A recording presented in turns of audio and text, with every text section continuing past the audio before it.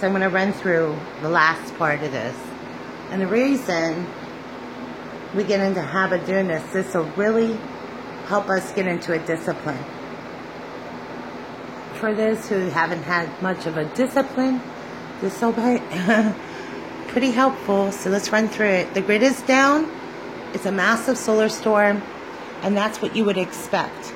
So I have 5 patients, and the first 2 are probably what I would say is the most important patients. I have to work on them first. So I'm going to do the routine, the vital signs, check the heart rate, BP, head to toe assessment. So if I don't have that equipment, then that's where I run into the problem, and that's why we're trying to raise money. Patient B, it has heat exhaustion, sleep deprived.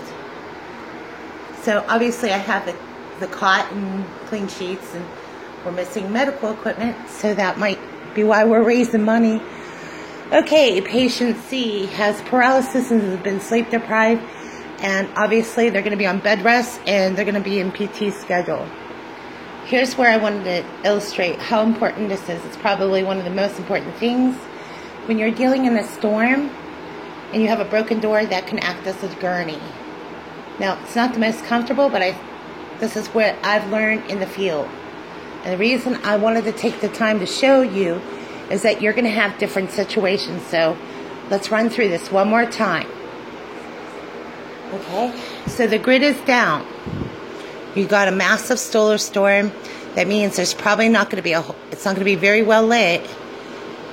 And if it is, then we're good. But say the heat is just incredible, so we're going to want to get the patient B out of heat exhaustion. So we're obviously going to look for, the best place to place the patient and assess them.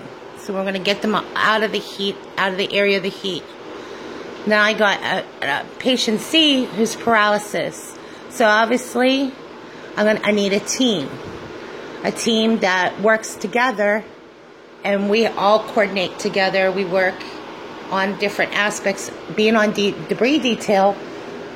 And I keep referring back to Joplin because I had to assess exactly what I was looking at. I was looking at debris.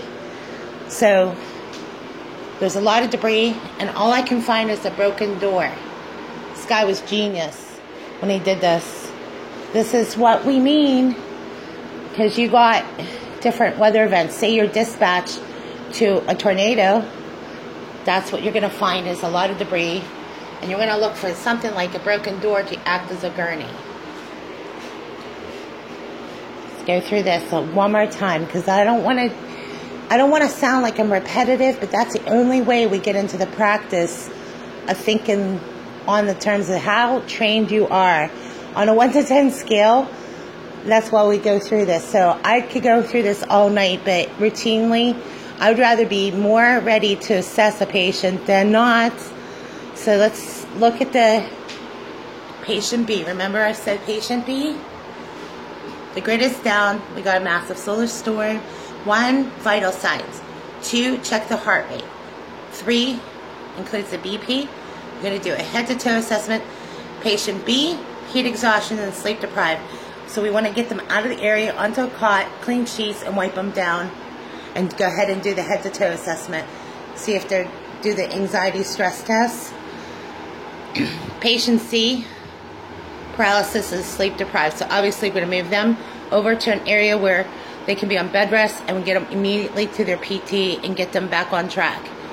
Okay, so we'll leave off with a broken door gurney, because if I'm dealing with these patients, obviously there might be other injuries, and that's where I say is that you want to work on the patients that need the most help. Let's just say like the first, I don't know how to word this correctly, the patient that needs the help first, and it's really hard to assess that. So I'm looking at the elderly and somebody that's paralysis, because those are the 2 I got to work on first.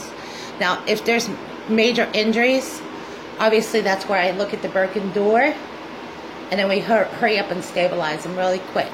So a team who's working together, we're on the same page. That's why I'm filming this, because if anyone has to be on the same team, you'll know where we left off, okay?